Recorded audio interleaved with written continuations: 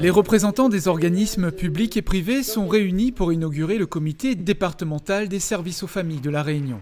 Une instance qui conseille, organise et répond aux besoins des familles en leur proposant les services les plus adaptés. Nous avons aussi un devoir, une responsabilité envers les familles réunionnaises. C'est de bien accompagner tous les marmailles de La Réunion, si tant est qu'il y avait des problèmes, de trouver des solutions pour que chaque enfant qui naît à La Réunion ait les meilleures chances de réussir sa vie. Et donc notre participation au sein de ce comité départemental est essentielle. Nous sommes là dans un rôle, au cœur même, je dirais, de nos priorités. Un comité qui regroupe entre autres les principaux acteurs sociaux comme l'État, le département, la CAF, l'ARS. La mise en commun des compétences et des ressources répondra plus efficacement aux besoins des familles au travers de la prévention et de la protection de l'enfance. La nouvelle gouvernance dont vous dotez collectivement aujourd'hui porte ainsi une ambition forte pour votre territoire, qui est aussi évidemment la mienne au niveau de l'échelle plus nationale, qui consiste à proposer à toutes les familles des services diversifiés, des services accessibles, des services qualitatifs dont elles ont besoin pour les accompagner dans leur vie de famille, aussi bien en matière de mode d'accueil du jeune enfant, mais aussi de soutien à la parentalité. Monsieur le préfet y faisait référence à l'instant. De développement de nouvelles infrastructures pour la jeunesse. Des services innovants ont été présentés comme le bébé bus, des micro-crèches mobiles qui se rendront au plus près des familles isolées afin de leur proposer un mode d'accueil temporaire. Le comité départemental des services aux familles de La Réunion a fait de la prévention des violences faites aux enfants et aux jeunes une de ses causes prioritaires. Well, I feel just like a child. Yeah, I feel just like a child. Well, I feel just like a child. Well, I feel just like a child. From my womb to my tomb, I guess I'll always be a child.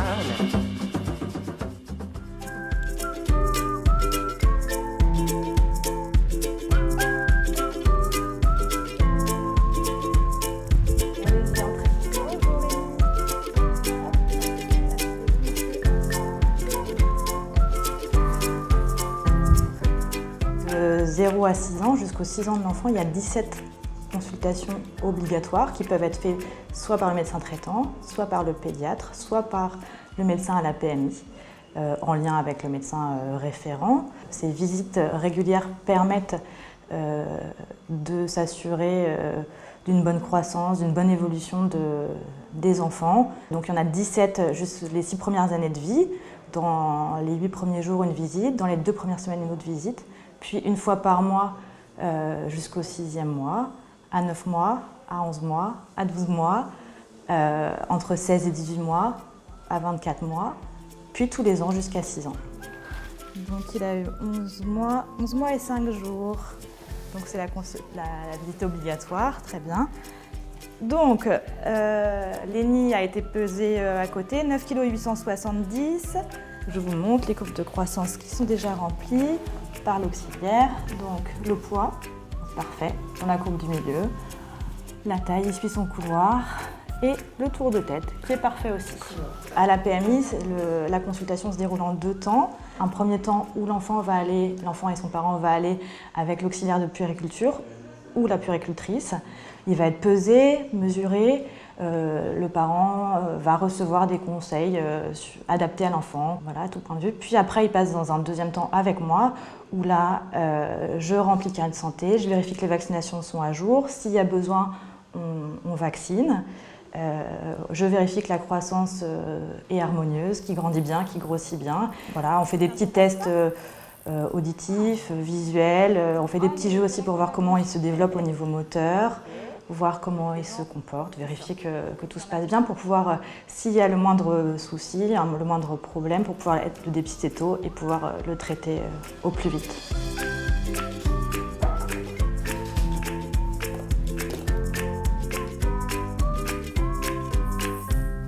Restez bien de mon côté. Donc c'est ça, j'ai mis.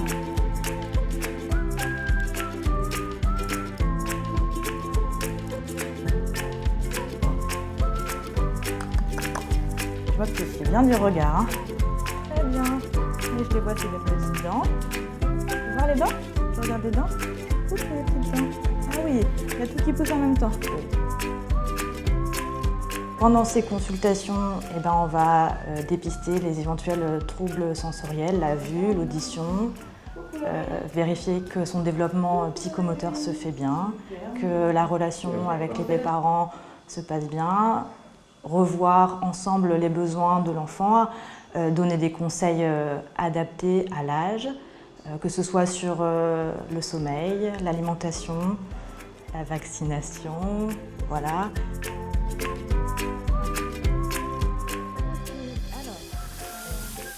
Je vais te faire un petit vaccin, d'accord? Je vais piquer Lénie. Hop. Et voilà. Pardon. Je mets le pansement et c'est fini, Lénie. Ça fait mal, je sais, oui. Ça va bientôt être passé. Oh, petit chat. Voilà, effectivement, depuis 2018, le schéma vaccinal est obligatoire. Tous les vaccins sont obligatoires pour pouvoir inscrire les enfants à l'école. D'autant plus que maintenant, cette année, l'inscription à l'école est obligatoire à l'âge de 3 ans.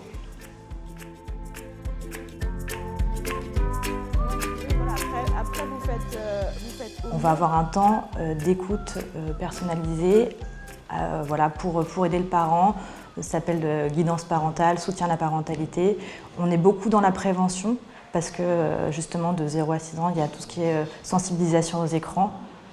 Prévention des risques domestiques, parce que c'est quand même quelque chose qui est important pour nous, de prévenir, d'informer, parce que dès que les enfants se déplacent, commencent à bouger, il y a des risques d'électrocution, des risques de noyade, des risques de brûlure, etc. Et ça, on travaille beaucoup là-dessus. Pareil, la sensibilisation aux écrans, on sait que ça provoque, quand l'enfant regarde beaucoup la télé, beaucoup les écrans, ça provoque beaucoup de retard après dans les apprentissages.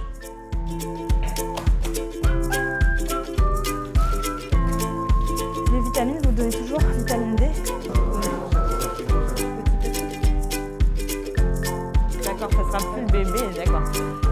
La PMI, donc, c'est un service public où l'accueil est universel pour tout le monde, gratuit. On accueille les enfants en consultation de 0 à 6 ans.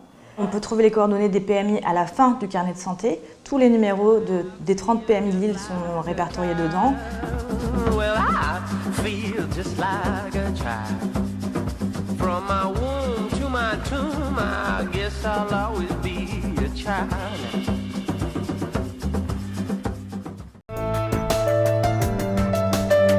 Clément Beaune, secrétaire d'État chargé des affaires européennes, s'est rendu à l'Université de La Réunion afin d'assister à la rentrée des étudiants internationaux sur le campus. Ils sont 637, représentant 60 nationalités différentes. Tous ont fait le choix de poursuivre leur cursus universitaire à La Réunion. Je voulais améliorer mon français parce que j'ai grandi bilingue, mais après mes 9 ans, j'ai arrêté de parler, donc je voulais reprendre un peu. Et après aussi, je serais en train de mentir si le paysage, les plages, le climat m'attiraient pas un peu aussi. Et surtout, j'ai fait des études d'environnement et de conservation de la biodiversité. Et La Réunion fait partie d'un hotspot de biodiversité des îles des Mascareignes. Et donc cela m'intéresse vachement aussi. Et c'est toute cette combinaison de choses et de motivation.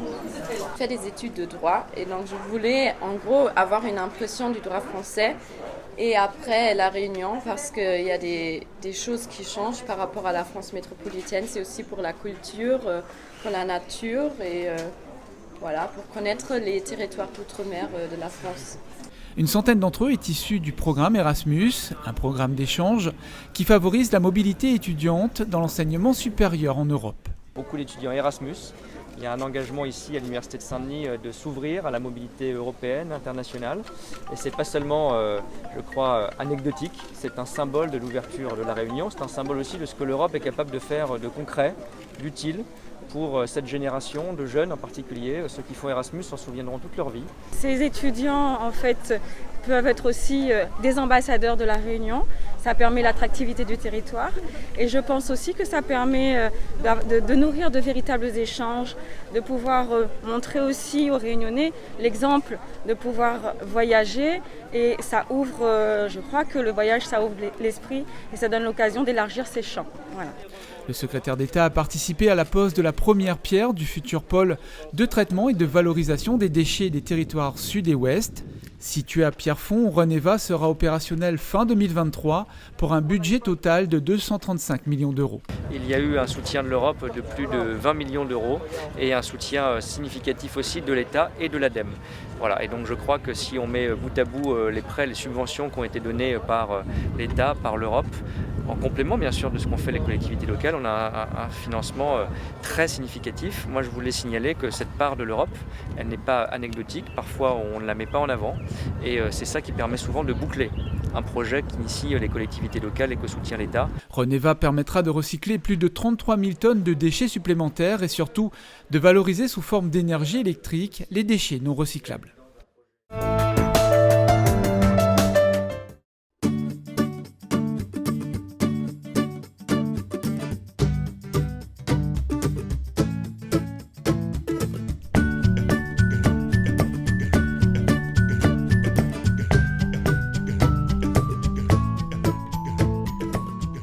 Zherbage signifie en créole « remède ». Pouvoir se soigner par les plantes est une tradition à La Réunion, à savoir souvent transmise de génération en génération et qui perdure avec la connaissance de nos tisaneurs. Aujourd'hui, partons à la découverte du zambaville. Cette plante endémique de La Réunion et de l'île Maurice pousse entre 1000 et 2000 mètres d'altitude.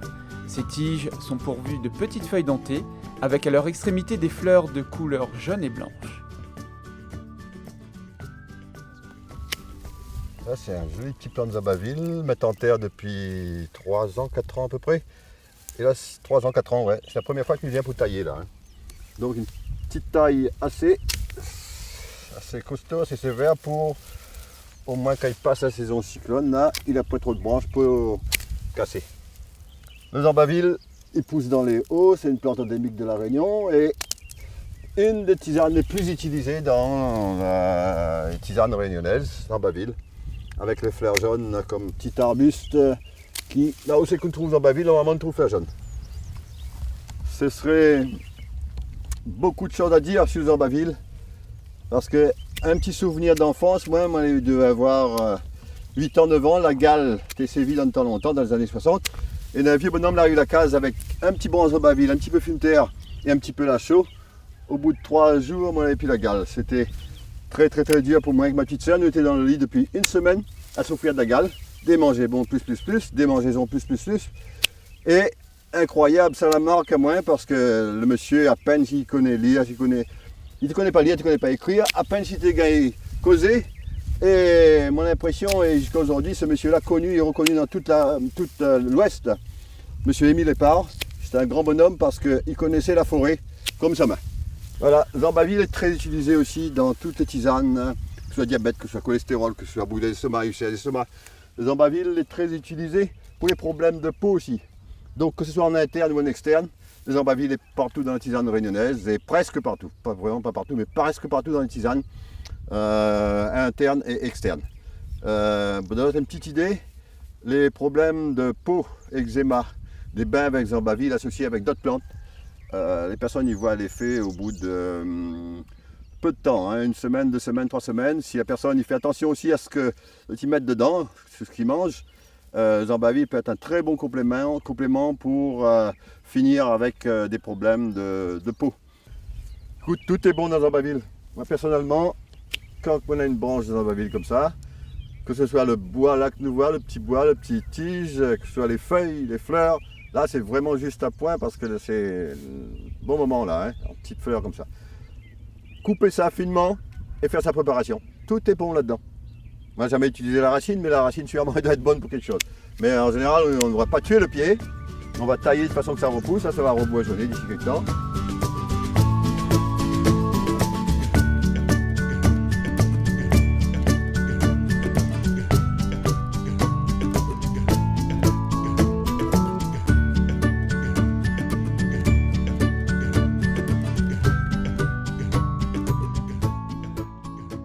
Bon, troisième préparation, décoction là, nous va prendre l'eau froide que est là, nous verse dans la bouilloire et dans cette bouilloire en même temps nous va mettre des plantes, une décoction de zambaville par exemple, des zambaville et fume-terre. Hein, Zambaville et Poc-Poc là pour se laver.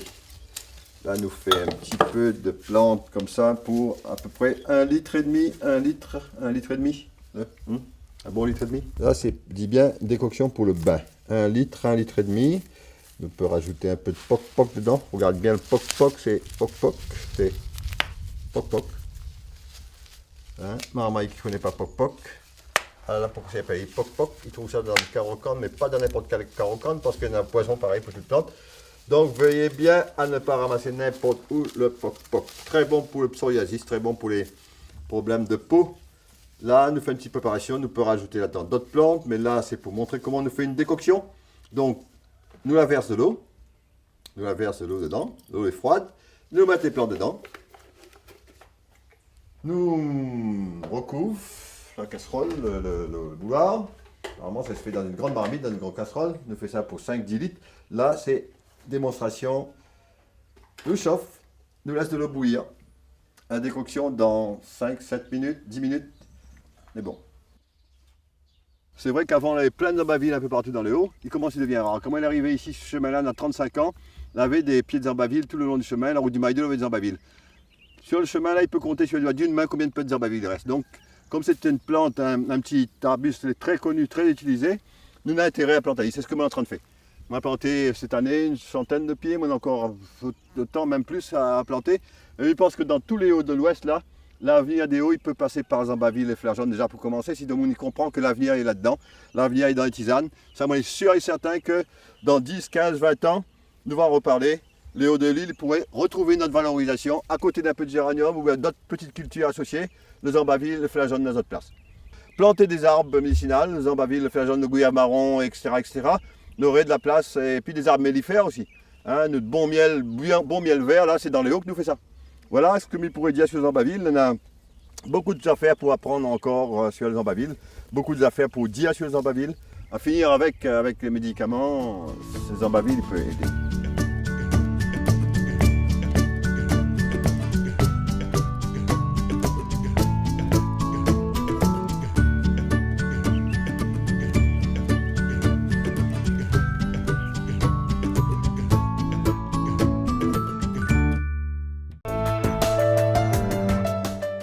Nathalie Elimas, la secrétaire d'État chargée de l'éducation prioritaire, s'est rendue au collège Bourbon à Saint-Denis, un établissement classé en REP+, réseau d'éducation prioritaire plus.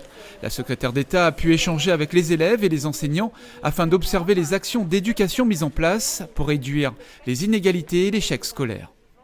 On va aller regarder tout au long de cette journée et puis demain les dispositifs d'éducation prioritaire dans nos collèges, dans nos écoles, à la rencontre aussi des parents pour voir comment tout cela fonctionne et éventuellement ce qu'il faudrait encore améliorer parce qu'on a beaucoup d'ambition vraiment pour la Réunion, pour les Réunionnais et pour nos élèves.